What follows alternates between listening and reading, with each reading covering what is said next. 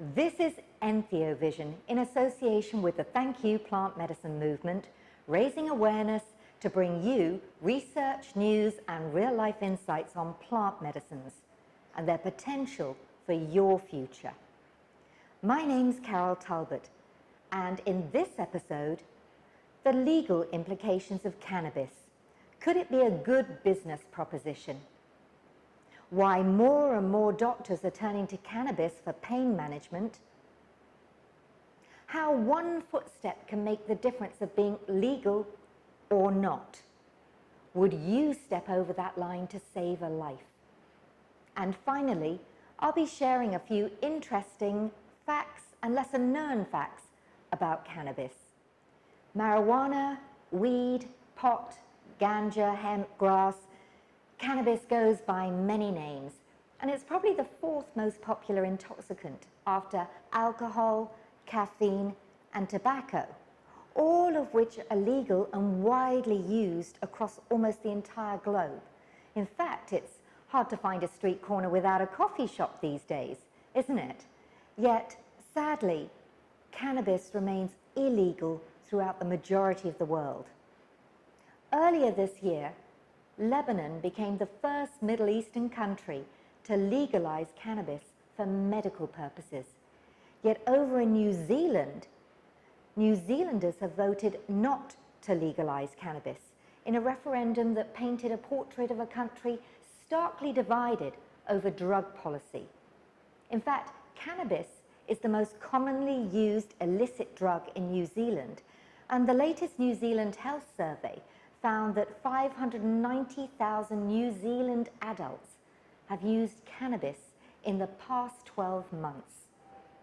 I spoke to Dustin Robinson, better known as Mr Cannabis Law, based in Florida, to get the update on the status of legalization across different states and his view on cannabis as a viable business. There were 33 states that had passed medical marijuana, and then there were 11 states plus DC that had passed recreational marijuana here in the United States. That has now changed as of just yesterday. Well, I guess they're still counting the votes for some of the stuff, but we have Arizona, New Jersey, and one more, I'll think about it in a second, that have basically passed legal marijuana on their ballot. So that's very exciting. Then we have South Dakota that passed recreational and medical all at the same time, which is the first time that has happened. And then we also have Mississippi voting as well. I'm not sure where that's come out thus far.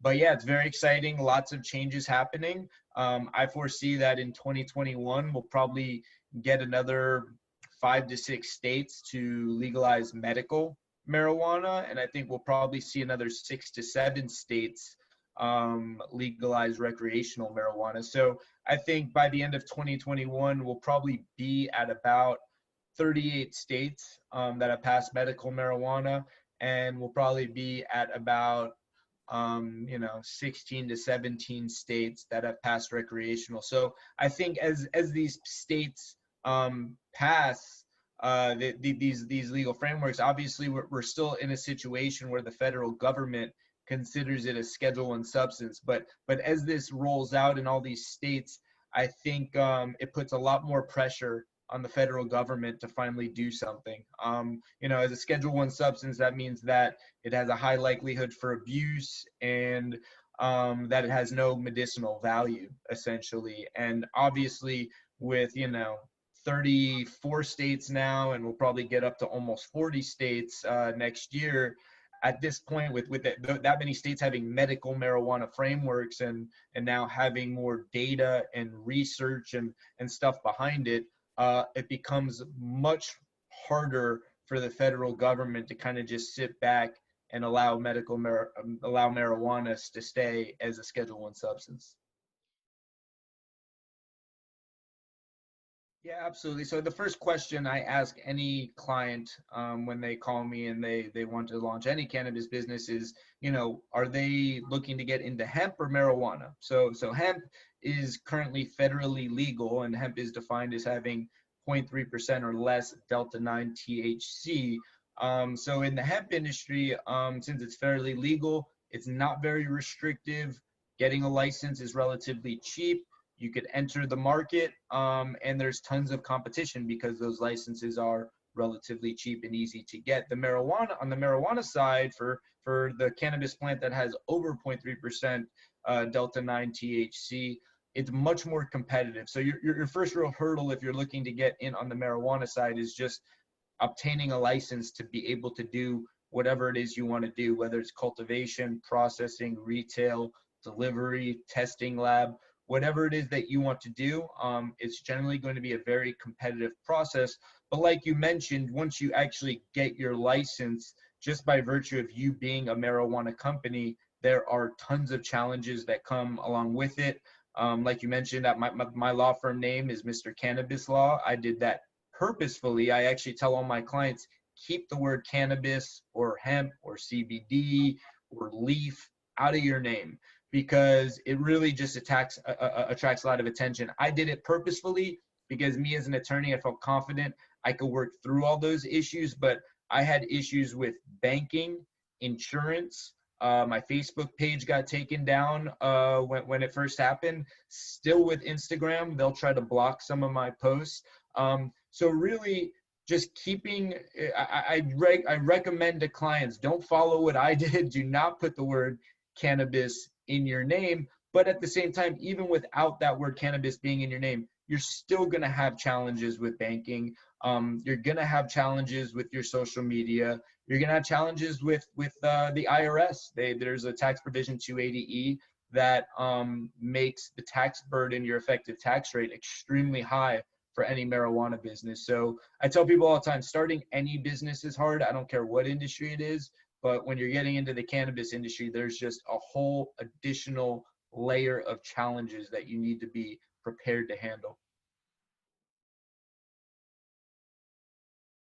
Before I knew it, I was getting a lot of referrals. So I really wasn't on the advocacy side when I started out, but as I learned more, I worked with more doctors. I understood the research. I understood what was going on with cannabis, and I read up and learned some about the history of it.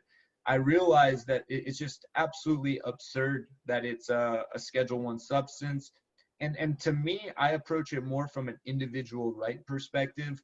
Whatever you believe about cannabis, that it's bad for you, good for you, I believe very strongly in individual rights, and I believe we all have the right to control the substances we put in our body, and we have the right to really to decide how we want to address our state of consciousness. Do we want to try to increase our state of consciousness through these substances? Do we want to take an edge off? Do we want to try to self-medicate? I think that's an individual right question, and I think we all should have the right to make that decision for ourselves. And that's what you're seeing just recently in Oregon with Measure 110, that basically decriminalized pretty much all hard drugs. You can smoke it, inhale it through a device called a vaporizer that turns it into a mist. You can eat it, for example, in a cake, or apply it to your skin in a lotion, spray, oil, or cream, or even simply place a few drops of a liquid underneath your tongue. The cannabis plant contains more than 100 different chemicals called cannabinoids, and each one has a different effect on the body.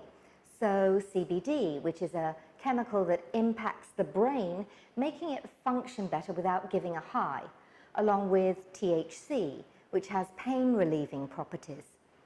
Both substances can be extracted and enhanced for use through short path distillation. The benefits are huge and can range from helping people with chronic pain, regulating seizures, helping treat depression, attention deficit disorder, dealing with pain linked to arthritis, or alleviating anxiety and post-traumatic stress syndrome, helping with the tremors linked to Parkinson's, as well as giving relief to those with multiple sclerosis. Education is key to removing the stigma attached to cannabis. Dustin Robinson represents a number of doctors and clinics, and in fact told me that as a result of a court case, doctors do have a First Amendment right to write recommendations for medical cannabis for patients if it's legal in their state. Dr. Michelle Weiner is known as South Florida's medical cannabis and CBD expert and educator. She's double board certified in interventional pain management and physical medicine and rehabilitation, and is the chair on Florida's Medical Cannabis Advisory Committee. I caught up with Dr. Michelle the other morning on her way to see a patient. Well, like my first patient today is we're doing a study using ketamine for fibromyalgia, and you know, she's a good example just because she's right in my mind right now. But she's a young girl, 35 years old, with Ehlers-Danlos. She has an autoimmune disease, fibromyalgia, and her husband's a paramedic, so very like anti-cannabis. They have a young kid, and never used cannabis before. And she came to me for pain management. And so my first step is always to start cannabis before I would, you know, even bring up ketamine, for example. And so, and you know, she had tried and failed a lot of different things, a lot of medications, and she was real hesitant about it. And she's someone that had tried CBD in multiple places and just, you know, bought it online, said it didn't really work, but wasn't really consistent. And so I started her on like a morning dose of CBD and then a 1-to-1 ratio in the afternoon, and then a little THC by itself at night. And this woman really, within a week, completely turned around. She was someone that had lost her father recently to cancer, and she just came to me for pain. But on her follow-up, all of the traumas that she was living came like surface. You know, the fact that she hadn't been dealing with a lot of things that she had pushed away. And that also is a problem, because when they kind of push things away, they either ruminate on their depression or they're not able to learn new things. And so she was starting to, when her kid went to sleep, she would use a little bit of THC at night and, you know, just enjoy her life. She would laugh, she would smile, she would spend time with her husband. He's a paramedic, and he was always leaving, and, you know, they were able to enjoy the evenings together. The 1-to-1 ratio was perfect for her not to feel high, but still be able to take care of her 2-year-old. And so that's like a perfect example of someone who doesn't want to smoke cannabis, doesn't really want to get high, but just like a mild 1-to-1 during the day to control her pain and her mood, and then a little bit of THC to help her sleep and connect with herself and her husband at night, turned around her life completely, to the point that you know, she doesn't take any medications right now, but she actually is doing things. And that's how we measure it. It's really your activities of daily living. How has that changed? And you know, she wasn't really doing any activities. She wasn't socializing. She had really lost a lot of her social network. And so a lot of times, again, even though she has a chronic condition, it's her perception of pain. The fact that she can handle it better because her mood has improved, or because she's able to get a better night's sleep. She still has the condition, but her life has improved. And now we're doing ketamine for fibromyalgia, because she just needs a little push with some psychotherapy. So her therapy is, you know, I like a lot of times with cannabis we'll recommend some therapy, but now, especially with the ketamine, I always do, because there's so much trauma that comes up that things can, you know, perhaps be reversed or managed in a much better way. So she's a perfect example, because she's even a 35-year-old who had never tried cannabis and came to me just for pain. And then, you know, started cannabis, really changed her life around. And now she's completely, you know, opened up, even trying something like ketamine. Over in Belgium, cannabis is illegal. Yet if you take just one step over the border into Holland, it's legal. If it was a matter of life or death, what would you do to save your child? Well, with his daughter Sophie having up to 50 epileptic seizures a day, Jean Pierre Voncken made a choice. In 2014, I thought to myself, well, there will come a moment when these doctors will tell us that they have ran out of solutions, that they have no longer any options to treat her with regular medication. So I sat behind my laptop in the middle of the night and I typed in alternative cure for epilepsy. And immediately there came cannabis.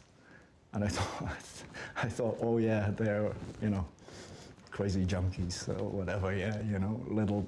I didn't know anything about the medical capacity of cannabis in certain illnesses and diseases, you know. And, but I started researching it.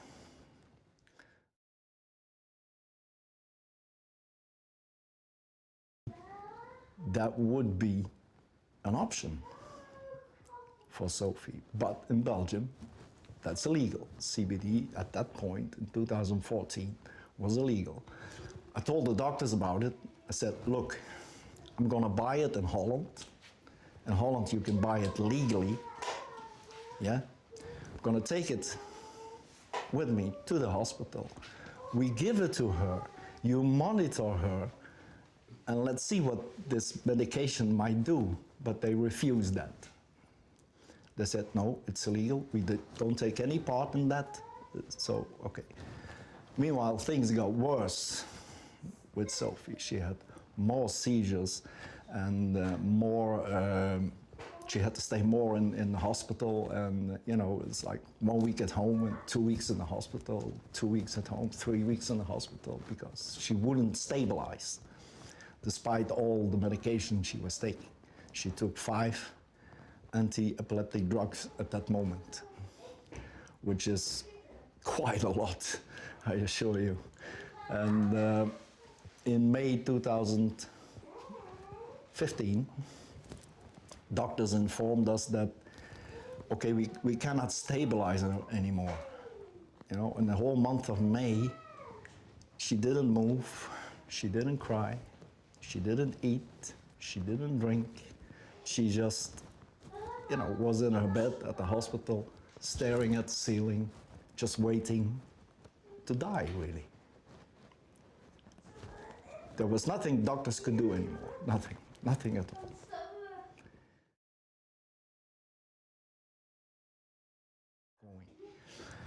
So we took her home on the 27th of May in 2015, and at 3 o'clock in the afternoon, this little wonder got her first drop of CBD, and then 10 minutes later, she kind of woke up out of a coma, took her mother's hand, and went to the trampoline to jump on the trampoline. And that for a kid, she didn't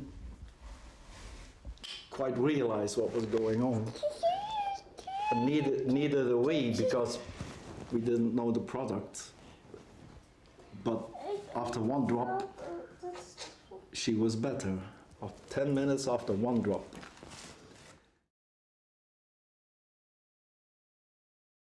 So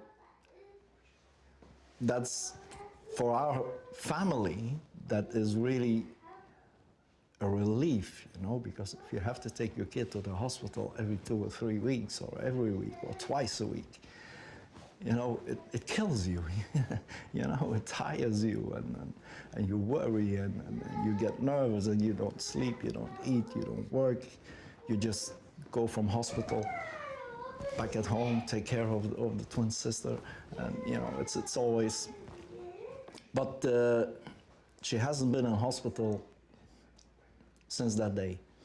She goes for checkups, and the checkups have proven, you know, 24 EEGs that she has been taking. They have proven that this epileptic activity is less at the moment, less. The spikes are not that high anymore, and are not that frequent as before.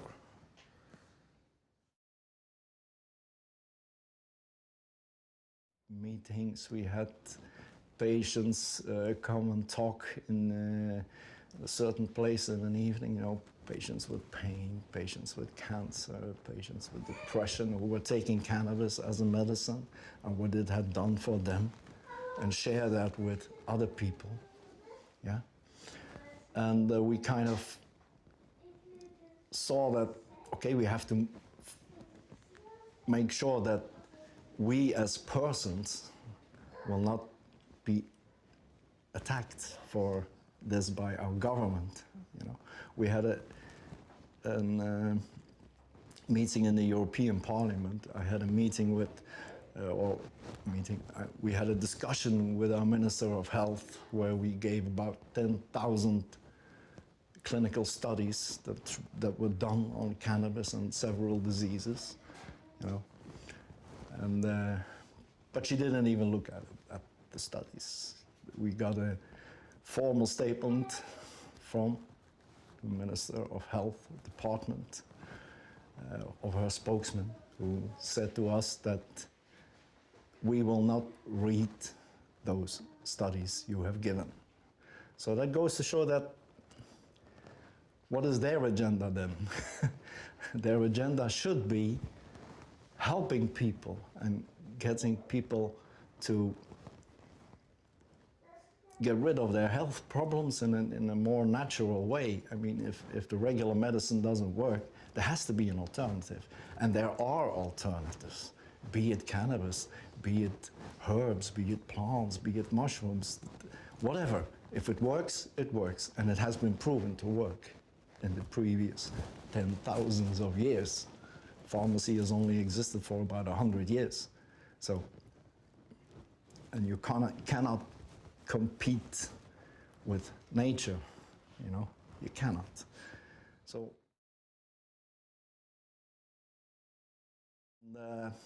we had a big march in May 2018 here in Maasmechelen. We had a solidarity march for all patients who use or might benefit from medical cannabis. There were about 400 people from, not only from Belgium, but from Holland, from France, from Germany, from England. So it was an international event, and we were very happy that so many people came despite. A moving story indeed, and Jean Pierre continues to push for education and legalization in Belgium to ensure other children and families can also be helped.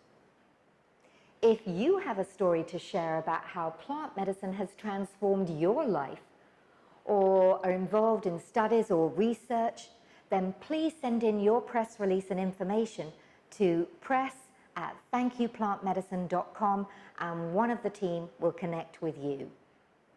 And finally, there's more to cannabis than you might think.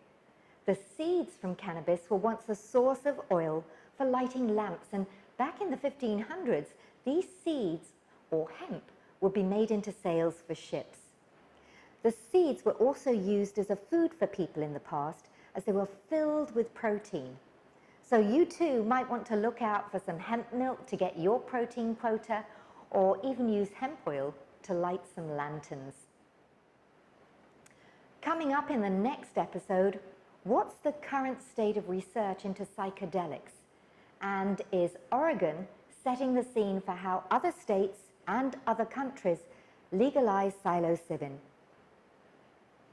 I'm Carol Talbot for EntheoVision in association with the Thank You Plant Medicine movement. Remember, the generosity of the earth enriches our lives.